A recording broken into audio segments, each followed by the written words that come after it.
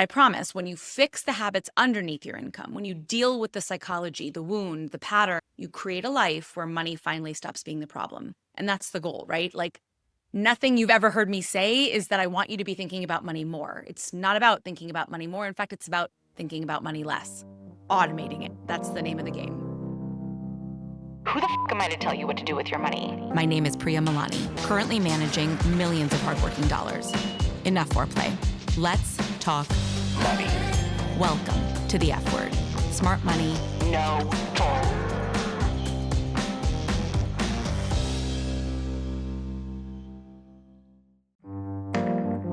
Okay, confession time.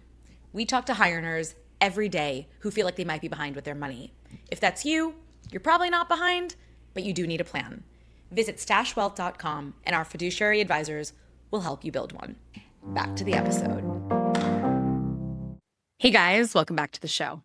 Today marks my 50th episode. That means dozens of conversations at your fingertips designed to help you maximize your money in your 30s. Along the way, I've had some incredible guests, authors, financial advisors, therapists, micro celebrities, all sharing their stories to prove one thing. Personal finance isn't hard. It's just emotional. And that's exactly what I want to talk to you about today. Because when it comes to money, your success might have nothing to do with how much money you're actually bringing in. You might be making six figures and still be your own worst enemy without you even realizing it. All right, let's get into it. So I think we all have this idea that really, really rich people can do whatever they want. They can buy whatever they want, go wherever they want, say yes to whatever they want, at pretty much any level that they actually want. No matter how many people I talk to, whether they make $150,000 a year or $900,000 a year, everyone says the same thing. I feel crunched. Everyone. All ages, all industries, all income levels. And if everyone feels crunched, then it has nothing to do with the amount of money that you make. According to a study in Time magazine, 51% of people making over $100,000 per year live paycheck to paycheck. And 64% of six-figure earners say that their income feels like survival mode, not wealth. That's pretty wild. Financial therapists now have a term for this, money dysmorphia. It's the distorted belief that you have less, are behind, or are failing even when your income says otherwise. So if everyone feels crunched, even high earners, it's not the money. It's the habits. It's the psychology. It's the core wound you're trying to use money to soothe, whether it's deprivation, scarcity, identity, or validation. Bad habits do not go away when you make more money. They just amplify. And today, I'm going to tell you two stories from people who are very close to me, both in their early 40s, both earning six figures for more than a decade now, and both stuck in the exact same cycle for totally different reasons. One is a friend of mine, an entrepreneur who's pulled in about $1.4 million in the last 10 years. And yet, she's sitting on $20,000, a little bit more, of credit card debt with no retirement savings. The other has two jobs, earns solid money, and genuinely believes he's poor. Simultaneously, he owns nearly, by his count, 1,000 pairs of Nike shoes. All right, let's get into it. So this first friend, I've known her for about 15 years. She's in her early 40s now. She's absolutely brilliant, charismatic, wildly talented. She gets amazing speaking gigs, hosting jobs, creative projects with big, big brands. And she gets paid. But she's also a classic case study of something I need every entrepreneur, freelancer, and commission-based earner to hear.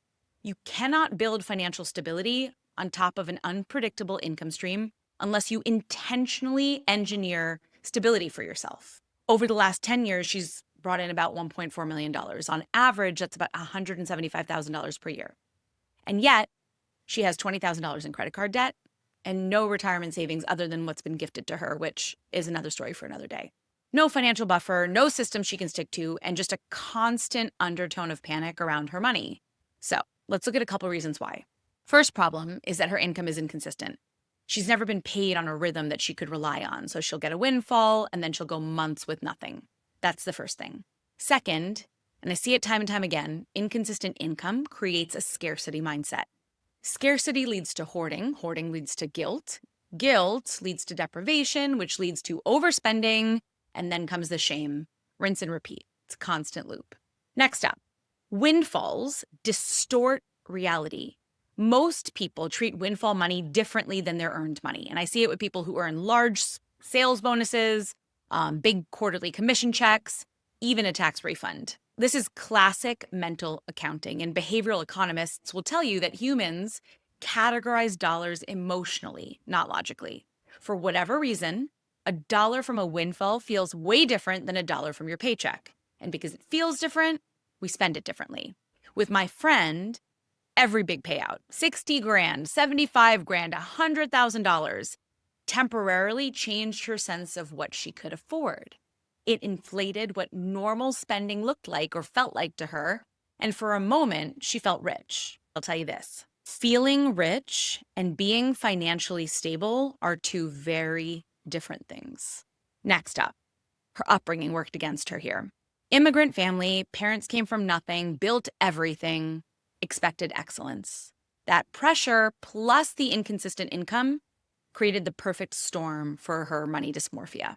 Finally, and this is the big one, she thought her income was the problem, but it wasn't. It was her habits. Lack of structure, lack of systems, lack of stability, lack of honest money conversations. Her income was not the issue. She was technically a millionaire in how much she had earned. It was her psychology that was the problem. Okay, quick sidebar. If you've ever seen your paycheck hit your checking account and then thought, where the hell does it all go? You're not alone. In fact, we see it all the time. Go to stashwealth.com and schedule a call. It's time your money starts working as hard as you do. All right, back to the episode. Next up, this is someone I've known for almost 15 years. He's the kindest soul in the world, huge heart, and he's stuck in an unbelievably painful financial loop. He earns great money consistently. He has 2 jobs, but a solid salary, strong bonus, tax refund, all the things. And every single time he gets one of his wins, he says the same thing to me. Everything's going to change in January. Everything's going to change when the bonus hits. Everything's going to change after the refund. And every single time, nothing changes. Because the money isn't the problem. His habits and his mindset are. And here's the pattern. He gets the bonus. He buys a few more pairs of Nikes. He keeps eroding his financial foundation, his financial potential through his daily spending. He ends up in the exact same spot he started, except now, thanks to Affirm and Klarna and all those buy now, pay later systems, he's in $30,000 of high interest credit card debt. He owns regular payments to these buy now, pay later platforms. But yeah, he owns nearly 1,000 pairs of Nike shoes. For those of you who are wondering, I have said this to his face. He derives his identity, his validation, his belonging from a shoe collection that he cannot afford. The shoes won't fix the wound, they decorate it. And here's where the psychology becomes unavoidable. When you don't feel like enough, you will always spend money trying to fill the gap. It's not about the shoes, not about the fast food. It's not about the excuses. It's about the core wound. His addiction patterns have shifted. Alcohol, shopping, eating, escape. Money is simply the medium that allows him to access these habits. And when you combine this with lifestyle creep, it becomes the worst trap in the world. As income rises, expenses rise, validation purchasing rises, but long-term wealth does not. One more note on this human who I love dearly. My bonus chaser friend is also in a long-term relationship, but they've never merged their finances, never looked at their goals together, never had transparency. This is exactly how 2 people can go 10 to 20 years without moving closer to financial freedom. I take a strong stance on this. Couples who work as a financial team will accelerate wealth. Couples who don't, won't. It's actually not about combining money. It's about combining your vision. So what's the lesson here? And why is this so important in your 30s? We have 2 opposite people, 2 opposite money stories, and yet the exact same problem. They've waited for more money to fix a psychological problem, but money only amplifies what's already there. If you don't fix your relationship with your money in your 30s, you will absolutely be playing catch up in your 40s. You simply cannot earn your way out of your bad money habits. You cannot bonus your way out of your money dysmorphia. You cannot windfall your way out of scarcity. For most of us who don't and will never live on Billionaires Row, there is no income high enough to compensate for inconsistent habits, unclear systems, or unaddressed wounds. But I promise, when you fix the habits underneath your income, when you deal with the psychology, the wound, the pattern, you create a life where money finally stops being the problem. And that's the goal, right? Like, nothing you've ever heard me say is that I want you to be thinking about money more. It's not about thinking about money more. In fact, it's about thinking about money less, automating it. That's the name of the game. But you have to start by fixing your psychology. You also have to stop making excuses. Okay, so that was heavy. Before I let you go, we're going to do my favorite segment, Best Bite.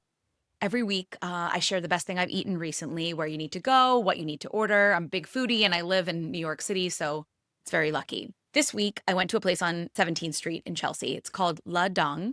It's a fancy French-Vietnamese restaurant, and they had a Wagyu pho that was so freaking good. I've been dreaming about it ever since. So that's my recommendation. If you live close by or you might be visiting New York City for the holidays, it's an absolute can't miss, and you definitely need a reservation. All right, that's it for today. If this episode made you rethink your relationship with money or your habits or the stories you tell yourself about what you deserve, amazing. I hope you share it with someone you care about who maybe doesn't think that their six-figure income is high enough. And remember, financial freedom isn't for people who care more about money. It's for people who are tired of money being the thing that drains them or stresses them out or holds them back. The more we talk about this stuff, the less power it's going to have over us. And shameless plug, if you're not subscribed yet, please go hit that button. It means the world to me and helps us reach more people. All right, see you next time. You're listening to The F Word for anyone ready to maximize their money in their 30s so they're not stuck playing catch up in their 40s. Because waiting to make more doesn't fix bad money habits. It just amplifies them. This stuff wasn't taught in school, so subscribe and get it right, once and for all.